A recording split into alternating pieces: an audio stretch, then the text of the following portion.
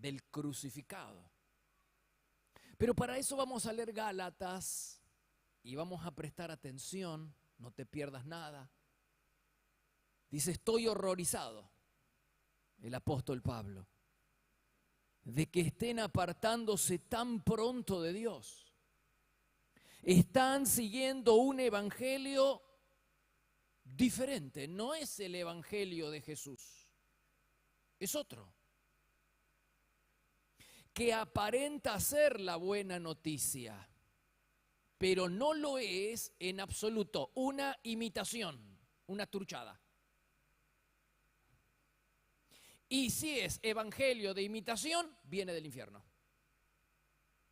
Porque el diablo es un imitador consumado de las cosas de Dios. Todo lo que Dios hace, él también lo hace. Así que si Dios tiene un evangelio, el evangelio puro, el evangelio del Señor Jesús, el diablo también tiene uno. ¿Y qué dice el evangelio del diablo? Cosas acerca de Dios, mentiras acerca de Dios que aparentan ser verdad. Y desgraciadamente ese evangelio ha sido difundido ampliamente en la iglesia del Señor y es más creído que la propia Biblia. Es más creído por los cristianos que la propia Biblia. El diablo tiene esa capacidad de engañarnos, de mentirnos, de sembrar mentiras en nuestro corazón y hacernos creer que es verdad. Nadie vaya a creer que la culpable es solamente Eva. Porque lo que le sucedió a ella no sucede a nosotros, hermanos. El diablo viene y nos habla, nos charla, y en cuanto tú le diste lugar y escuchaste una sola frase, chau, te engañó para todo el viaje. Por eso es que nosotros no tenemos ni que charlar con los demonios, ni que escucharlos. Por eso cuando los demonios se manifestaban frente a Jesús y empezaban a hablar y públicamente declaraban que Jesucristo era el Hijo de Dios y que wow, acá hay publicidad gratis, hermano, déjalo que hable. De ninguna manera el Señor Jesucristo los callaba inmediatamente, cállese, enmudezca. ¿Y por qué? Porque Él sabe que el diablo tiene la capacidad para enredarnos, para convencernos, para hacernos ver cosas que no son verdad, son mentiras, pero Él nos hace ver cosas que no son verdad. Y nos dice cosas siempre para separarnos de Dios, siempre para truncar el ministerio de Dios en nuestra vida, el propósito de Dios en nuestra vida, siempre para alejarnos del Señor, para poner una cuña, para que empecemos a pensar mal de Dios o de la iglesia del Señor.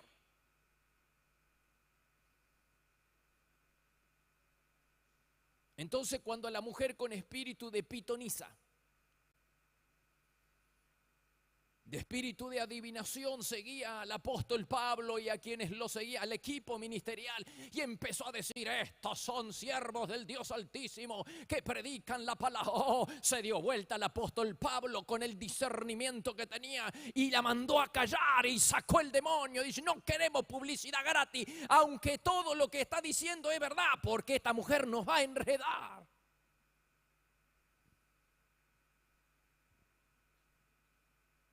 Y una de las cosas que el evangelio del diablo dice, una de las mentiras, es que Dios no castiga. Y no me vayas a decir que no has aceptado esa mentira. Porque hemos escuchado hasta el cansancio desde los púlpitos, hemos comprado ese evangelio light, ese evangelio del diablo, donde rebaja la santidad. Hermano, ¿por qué? Y porque él dice, como Dios es bueno, al final, en el final de los tiempos, todo el mundo va a ser perdonado y todo el mundo va a ir al cielo y nadie se va a ir al infierno. De ninguna manera, hermanos, eso es una mentira, una vil mentira que ha sido plasmada en el evangelio del diablo.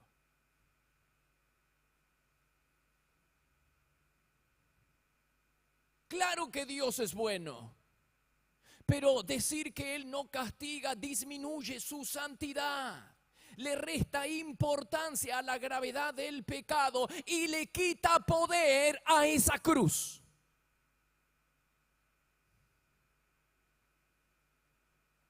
Y quiero demostrarte que realmente Dios sí castiga a los pecadores, a aquellos que no quieren arrepentirse, a aquellos que no quieren abrazarse a la gracia, al regalo que Dios nos ofrece en su Hijo Jesucristo. Oh, y eso lo vemos reflejado en la cruz. El verdadero evangelio, en cambio, dice que Jesucristo tomó nuestro lugar, que Jesucristo en la cruz fue nuestro sustituto. En la cruz Él sufrió lo que usted y yo deberíamos haber sufrido. En la cruz Él fue el epicentro de la ira, del castigo. Dios castigó a Jesucristo en nuestro lugar. Él sufrió en nuestro lugar. Y si Dios no tuvo piedad con su propio Hijo, con el unigénito Hijo de Dios, no tuvo piedad, lo castigó. La ira de Dios fue derramada sobre Él cuando tenía que haber sido derramada sobre nosotros. Si Dios castigó el pecado en la vida de Jesús, por supuesto no era el suyo sino el nuestro, pero si Dios derramó su ira y no tuvo piedad con su único Hijo, ¿por qué cree que con nosotros va a ser diferente?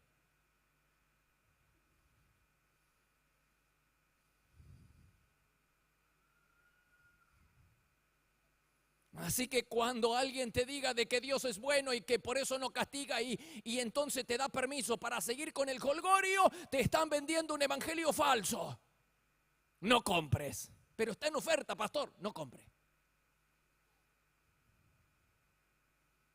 Pero parece lindo, te va a llevar al infierno.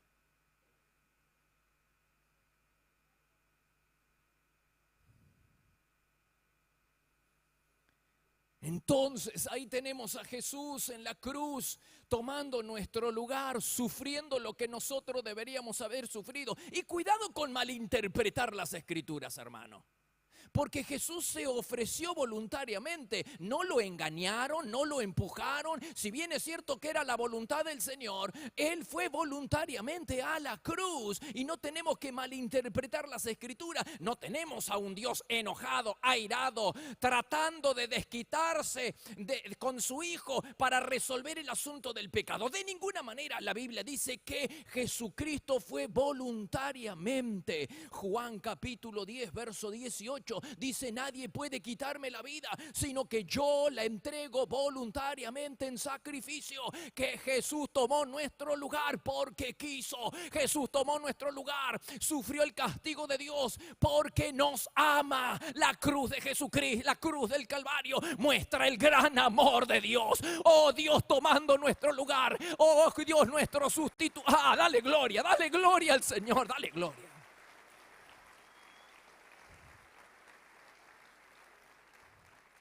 La cruz, hermanos, revela tres cosas: que Dios es santo.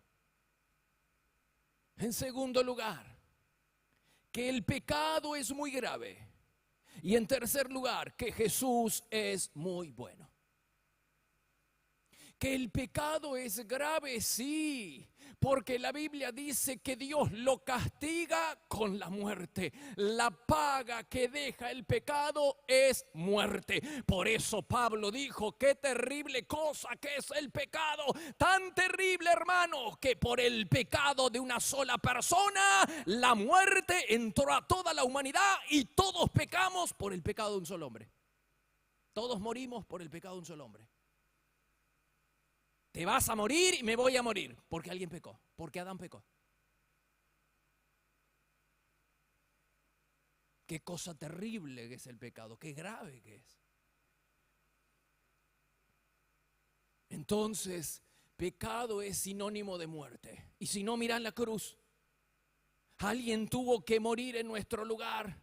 El Hijo de Dios no merecía morir y no iba a morir porque no había pecado en Él, pero llevó nuestro pecado, el tuyo y el mío, y tuvo que ser sacrificado y murió, porque la paga del pecado es muerte. Pecado es sinónimo de muerte, muerte espiritual, muerte eterna, y también, en muchos casos, es la consecuencia, la muerte física es la consecuencia del pecado que no queremos resolver en esa cruz. Se los dije muchas veces, ¿no? La enfermedad de muchas personas podría ser resuelta no en el consultorio del médico y vas de médico en médico y la cosa no se soluciona y no das con la tecla porque si la raíz del problema es espiritual, el médico no te va a poder ayudar. Estás gastando tiempo, dinero.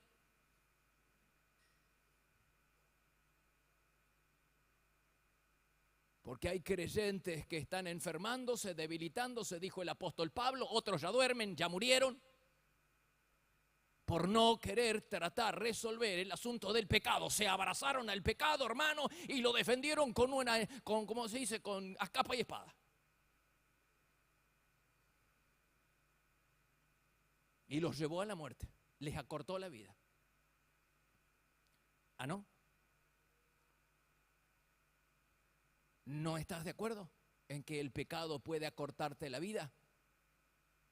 Pensá en Ananías. ¿Cuántos años tenía cuando murió? Pudo haber sido joven o no tan joven. Lo único que sé es que murió antes de tiempo. Y murió porque mintió. Pero si la mentira forma parte de nuestra vida, pastor. Sí, pero la mentira hasta que Dios se termina la paciencia y chao. Dice, le mentiste al Espíritu Santo.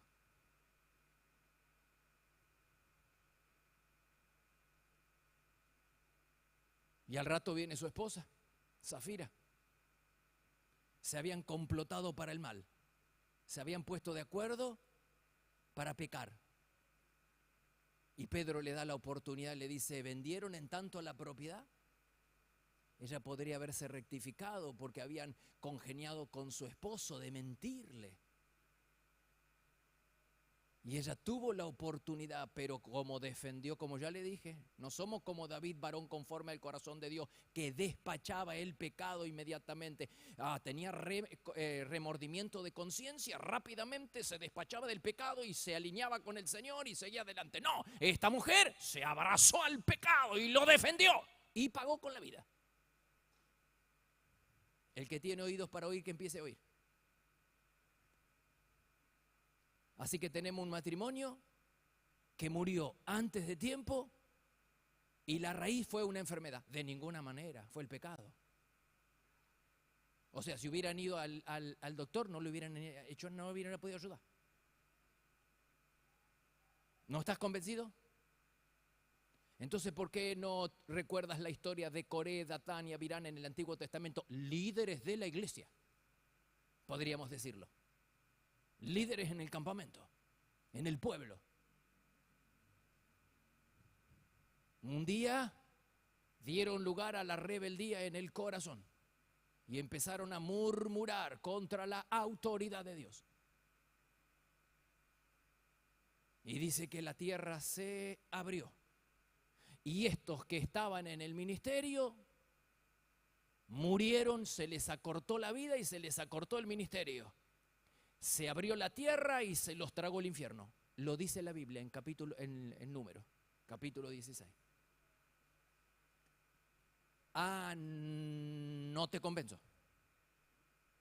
Y Acán, otro líder del pueblo de Israel, dice la Biblia en Josué capítulo 22 que él no fue el único que murió a causa de una enfermedad.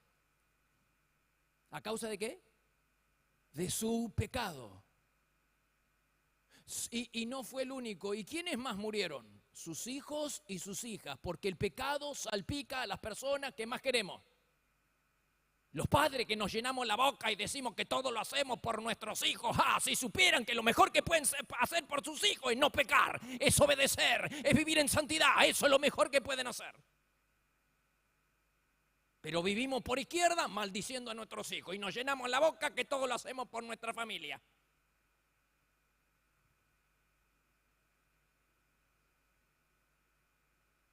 No te convenzo. ¿Y qué me decís de Moisés? Elegido por Dios para llevar a su pueblo a la tierra prometida. ¿Los llevó? No. ¿Por qué? Porque pecó.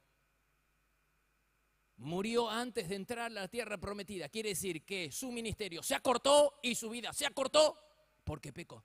Hermanos, pecado es sinónimo de muerte.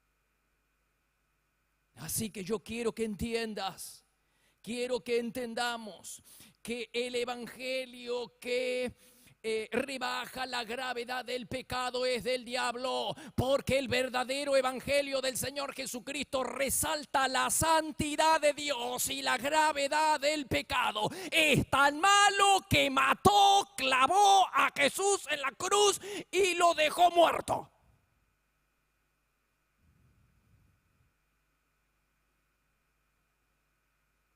No te vayas a creer que fueron los romanos los que mataron a Jesús, de ninguna manera. Ahora lo vamos a leer. No te vayas a creer que fue Satanás, aunque él lo quiera, él no pudo hacerlo ni puede hacerlo con nosotros. Lo único que te puede matar, que te puede anular todos los propósitos de Dios, los mejores planes que Dios tenga para tu vida, solamente pueden ser anulados por tu peor enemigo, el diablo, pastor. No, el pecado.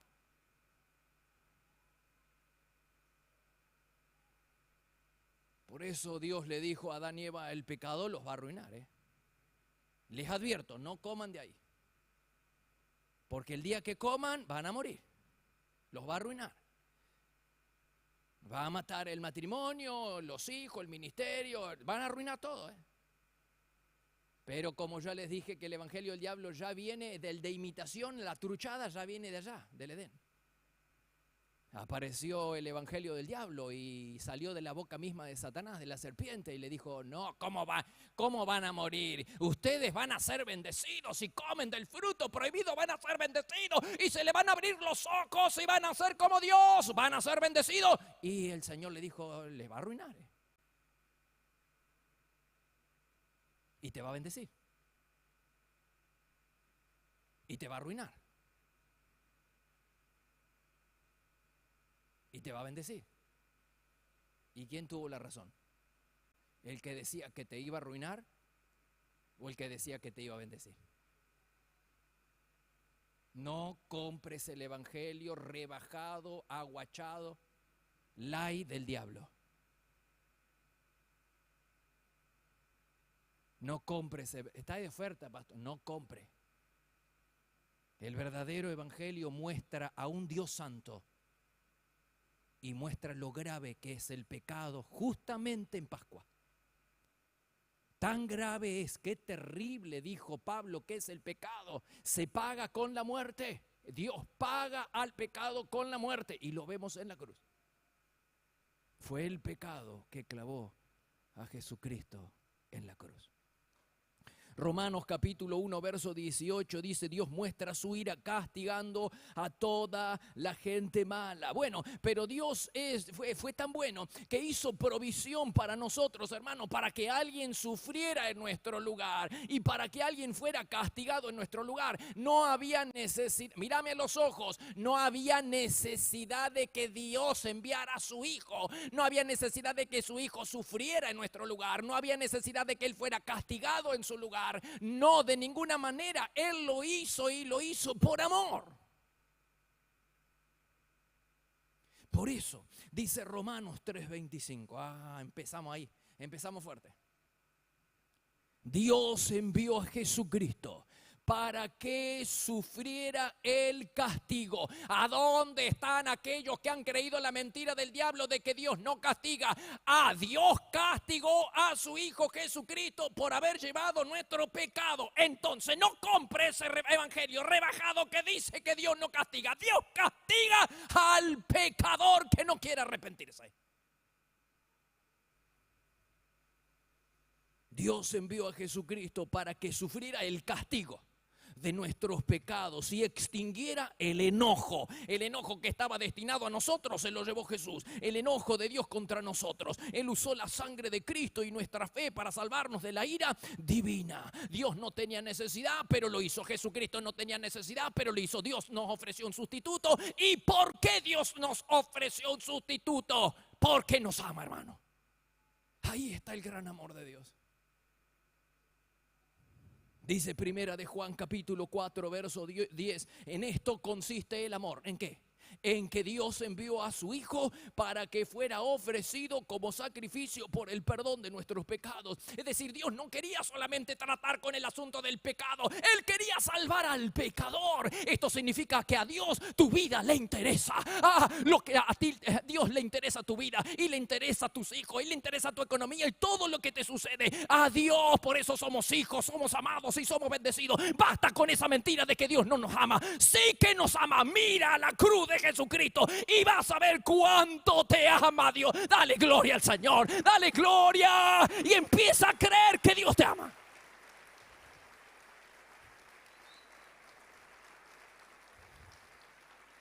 Me broto.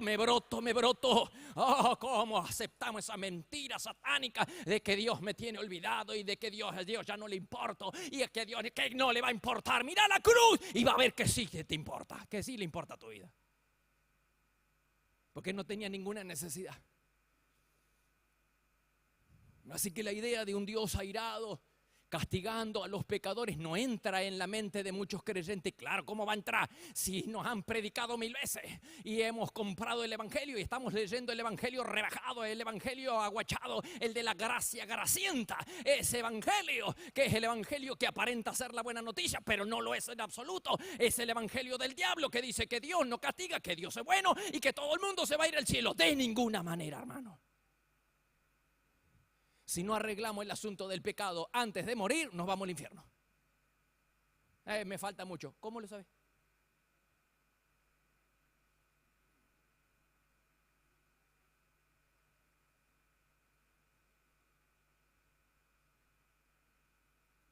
¿Tienes todas las cuentas limpitas? Imagínate si el Señor esta noche viene a buscarnos.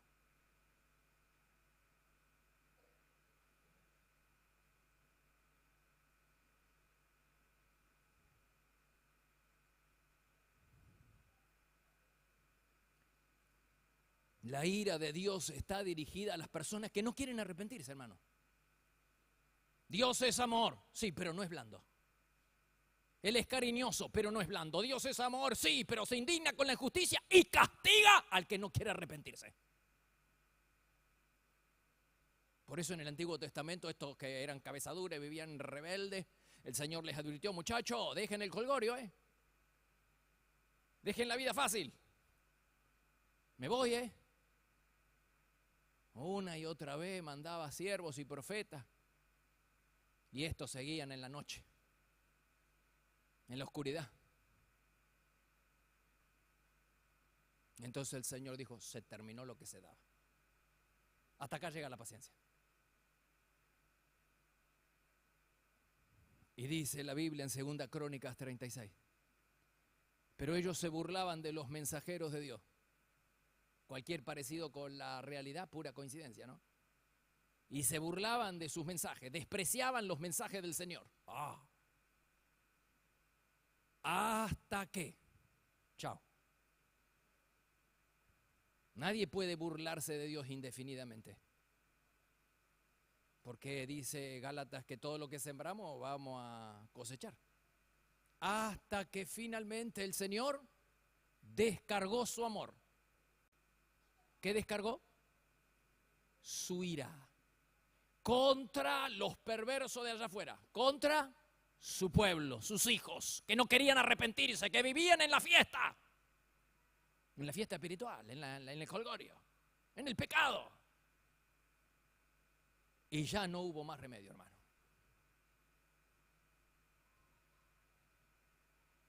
Por eso la cruz tiene que hacernos reflexionar. ¿Cuándo llega? ¿Cuál es el límite, pastor? ¿Cuál es el límite en donde el Señor me tiene paciencia y el límite en donde ya después viene nadie lo sabe? El Señor parece tener más paciencia a unos que a otros. Eso es lo que a uno da la impresión, yo no sé. Él es Dios.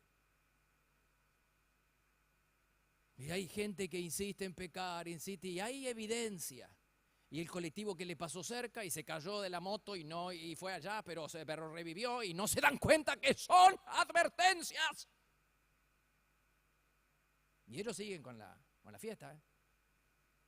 Quizás la primera vez vienen acá al templo y dicen: oh, gracias al Señor. Al día siguiente ya están en la fiesta otra vez. Pero Dios le viene advirtiendo. Son llamados de atención. Hasta que finalmente Él descarga su ira. Entonces, ¿cuál es el límite en donde se termina la paciencia de Dios y comienza el juicio? Nadie lo sabe.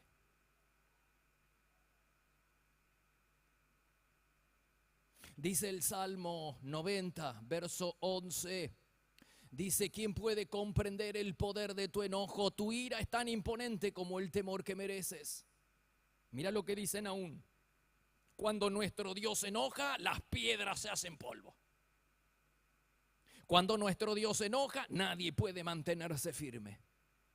Jeremías 10:10 dice, el Señor es el Rey eterno. Cuando se enoja, tiembla la tierra. Las naciones no pueden hacer frente a su ira. Y la lista de pasajes en la Biblia con relación a la ira y al castigo de Dios hacia los pecadores que no quieren arrepentirse es interminable.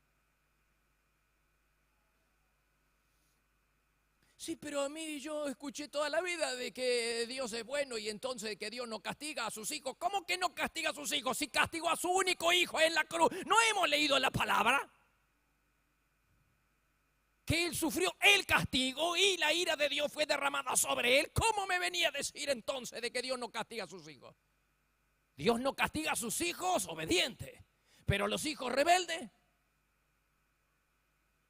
Ananías, Zafira, Moisés, Coré, Datán, Abirán, Acán, ¿y qué más? ¿Qué más? Herodes.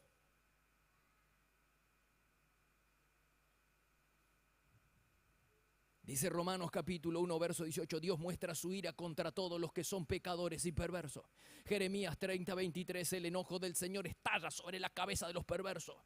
Dice Hebreos capítulo 10, si alguien comete el pecado de rechazar al Salvador, lo único que él espera es esperar el terrible juicio y el fuego ardiente con que en su ira Dios ha de consumir a sus enemigos. Por eso Pablo dice que las personas que no conocen al Señor, dice que son hijos de ira. Entonces, ¿cómo puede una persona evitar, pastor, la ira de Dios y el infierno eterno? La clave está en la cruz y en la sangre. Dice 1 Tesalonicenses 1, Dios, Jesús nos salva. Aquella persona que hoy entiende y abandona el pecado y se abraza a la cruz. Dice Jesús es el único que puede salvarnos del castigo que el mundo va a recibir por su pecado. ¿Quién? Jesucristo. Tenemos que abrazarnos al crucificado. Tenemos que abrazarnos por fe, refugiarnos en Cristo y abrazarnos a su obra sustitutoria, o empezar a declarar que Cristo murió, pero también Cristo murió por mí. Cristo murió en mi lugar. Él tomó el castigo. El epicentro de la ira de Dios fue hacia Él en lugar de venir hacia mí. Así que, hermanos, la Pascua tiene que despertarnos a la gratitud. Estamos en deuda con Jesucristo. La Pascua tiene que despertarnos al gozo, a la adoración, a la gratitud y al servicio. Es lógico que si Él murió por mí, ahora yo viva para Él. Dale gloria, Señor.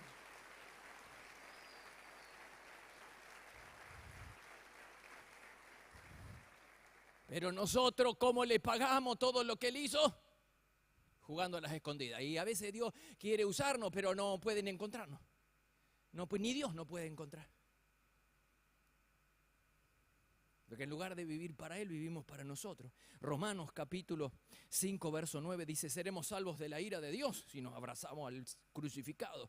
Joel 2:32 dice, todo el que invoque el nombre del Señor escapará con su vida. Por eso la sangre es vital. En el Antiguo Testamento estaba representado por la Pascua. Ahí tenés a los israelitas pintando con la sangre de un cordero. Perfecto. Los dinteles de la puerta para que el ángel de la muerte no entrara y se llevara a los primogénitos.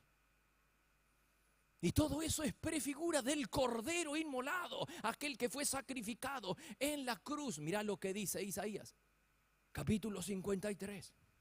Él fue traspasado por nuestras rebeliones, fue molido por nuestras iniquidades. Sobre Él recayó el castigo, precio de nuestra paz. Y gracias a sus heridas fuimos sanados. Todos andábamos perdidos, pero Dios hizo recaer en su fiel servidor, en Jesucristo, el castigo. Otra vez, ¿cómo el castigo si Dios no castiga? Y sí, lo único que castiga fue a Jesucristo, a nosotros no. Dice, hizo recaer en su fiel servidor el castigo que nosotros merecíamos. Cristo aceptó nuestro castigo voluntariamente. Él fue nuestra obra, nuestro cordero, el cordero que nos sustituyó en la cruz. Ahí está el amor, hermano. Por eso Pascua tiene que inspirarnos al servicio, a la intimidad. Tiene que inspirarnos a la gratitud, al gozo. Porque en ningún otro lugar del mundo vamos a ver la expresión del amor de Dios, sino en la cruz del Calvario. Dios enviando a su Hijo entregando su propia vida para que usted y yo pudiéramos ir al cielo, para que pudiéramos escapar de la ira divina, para que no fuéramos condenados, para ser libres del poder de Satanás, para ser libres del poder del pecado, para ser libres de la condenación eterna. Oh, aleluya, dale gloria, mira cuántos beneficios nos ha dado Dios en esa cruz. Así que tenemos que reflexionar, hermano. Si queremos escapar de la ira de Dios, tenemos que someternos a Jesucristo. Pasamos unos versículos en 2 Crónicas 30, un poquito más abajo. Dice, someternos a Dios nos aleja de su enojo. 2 Crónicas 38, no sean tercos, sométanse al Señor para que su ira feroz se aleje de ustedes. Sofonías capítulo 2, verso 3 dice, busquen al Señor y sigan sus mandamientos. Acá está. Procuren hacer lo que es correcto, ir por derecha y vivir con humildad. Así podrán salvarse el día en que el Señor muestre su furia. Así que, ¿cómo podemos hacer para librarnos de la ira? Someternos a Jesucristo. El que se somete a Jesucristo, entonces evita el castigo y la ira de Dios. Y además no es condenado. Dice Romanos capítulo 8. Verso 1, a los que pertenecen a Jesucristo ya no les espera ninguna condenación. Solo aquel que rechaza a Cristo, solo aquel que no quiere arrepentirse de sus pecados, solo aquel que abraza el pecado y no quiere arrepentirse, es el que va a ser castigado por el Señor. Mira lo que dice Juan 3:36. Los que no creen en Él. No, pastor, yo vengo todos los domingos, yo creo en el Señor. Y hay que obedecerle. Los que no creen ni los que le obedecen jamás verán el cielo. La ira de Dios permanece sobre ellos. Tenemos que reflexionar. La Pascua entonces nos muestra qué santo que es Dios, qué grave que es el pecado y qué bueno que es Jesucristo, que tomó nuestro lugar. La ira de Dios debería haber sido aplicada a nosotros, pero lo fue sobre Jesucristo. Y el Dios que no tuvo piedad ni con su propio Hijo. Dios mío, ¿por qué me has desamparado? No tuvo piedad ni con su propio Hijo. Tampoco va a tener con aquellos que no quieren arrepentirse. Por eso nos invita a la reflexión la Pascua. El apóstol Pablo dice, si Él murió por mí, ahora yo vivo. Yo le agrego, ¿no? Y es lógico ahora que nosotros vivamos para Él.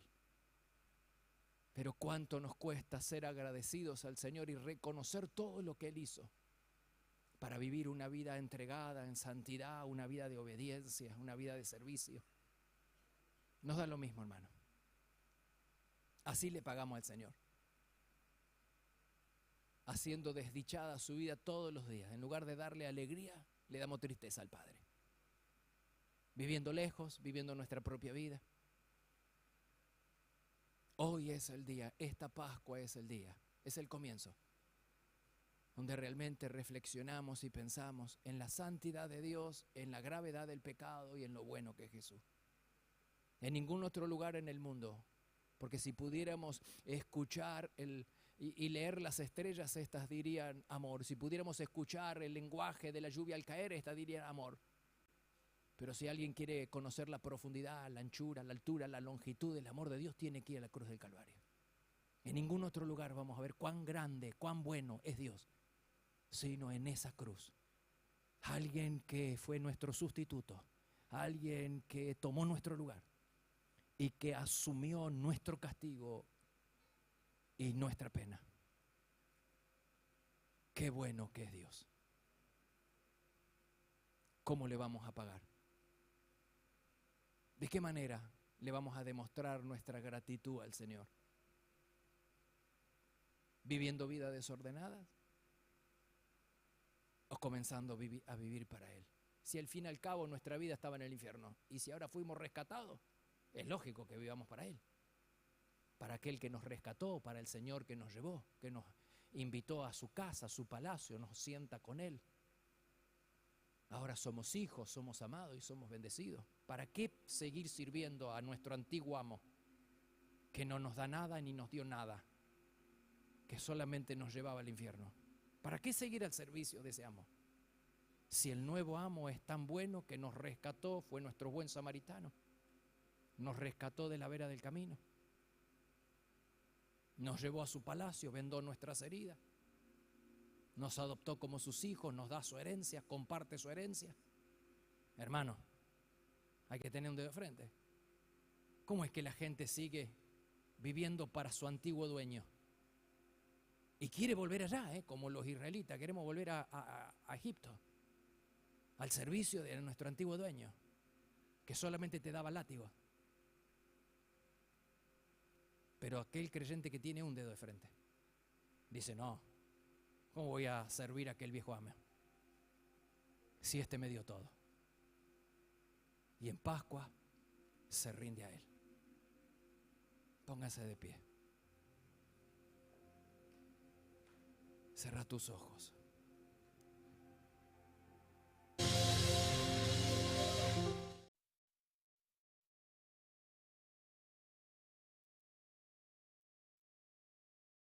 Hola, hola.